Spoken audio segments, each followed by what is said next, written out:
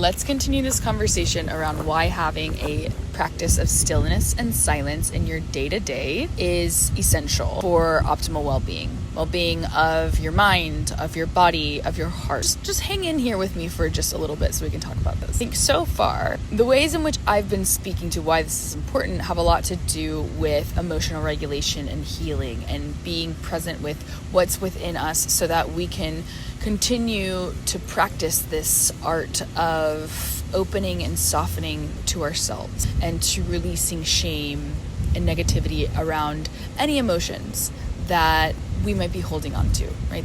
Obviously, that's really important. That's my jam. But I think right now, with the state of the world, there are so many of us in this really deep state of dysregulation and reached a point where we just everything feels hard. You can tell me if this sounds like you or if this has been you recently. You've been feeling a little dissociated. Doing normal things is pretty hard. Answering messages, replying to messages, setting up phone calls, just going out and being out in the world feels hard and heavy and it weighs 1,000,000 pounds. This is a state in our nervous system that's called dorsal vagal, and this is freeze. This is ultimate burnout. This happens when we place our bodies in constant states of stress without stopping.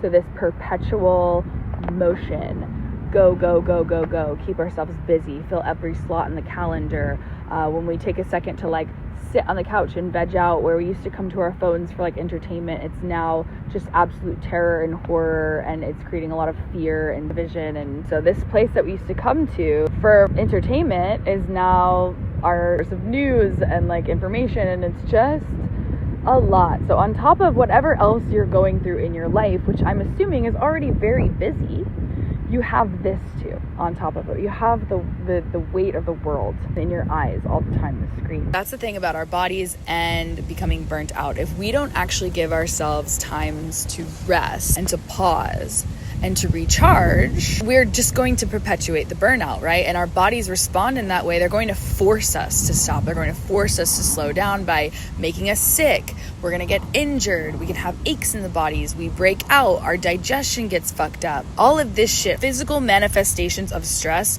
will arise at one point or another. So in this sense, having a practice of stillness and quiet is giving ourselves a little microdose of rest every day. It creates sustainability and longevity, and it helps us to stay a little more regulated so that we can fight the good fight. Because the world needs us right now, right? The world needs us, those of us who are here, who have the privilege of having a cell phone and who are into the wellness space, because if you are here on my page, that is who you are. The world needs us to be using these tools that we have at our disposal. And guess what? It's right here. It's right here in our body, right here in our breath. It is essential for us. And even beyond fighting this good fight for the world, right? Doing the right thing, advocating, and standing up for ourselves and for our rights, we can also do our regular daily tasks with a little less stress. I want to also mention that priority and urgency do not have to go together. Okay? Priority and urgency do not have to go together.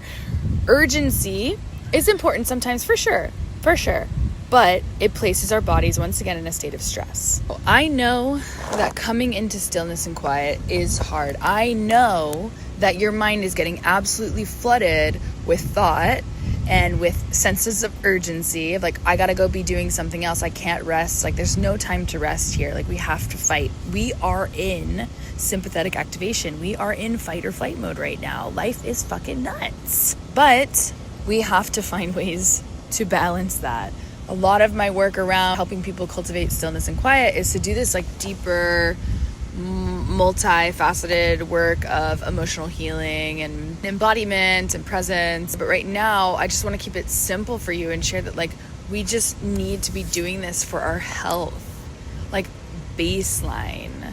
Start simple, start basic, do this for the plot of just incorporating some time to take a break. Just start there. I'm sure you, like me, like so many of us, have a lot of stuff here underneath the surface that wants to be seen, felt, acknowledged, loved, healed.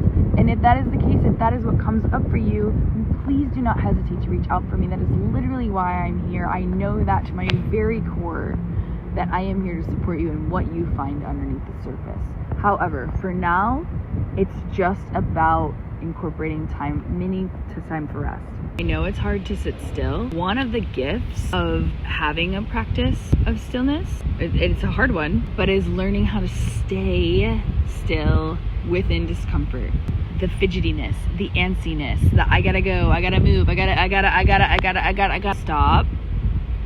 Take a breath. 2 minutes, 3 minutes, try to get 5. Watch those waves, what comes in and comes out, thoughts, fidgetiness, anxiety, urgency, to-do list. Just watch it come and go. It's just gonna come and go. Keep coming back to the body, keep coming back to the breath, keep coming back to the quiet that you can hear around you when you just sit and breathe. With all of that being said, breathwork on Tuesday is certainly going to be centered around this topic, and I'm really excited to show you how we can use our breath to create more space for stillness and quiet, to make it a little more easeful, to help our bodies to relax a little bit more in stillness, and how the breath can really just stop a lot of the activity of the mind and help us just reach a place of rest and relaxation, so we can just take a true, genuine break. So next Tuesday, 5:45 p.m. Hope to see you there. Talk soon.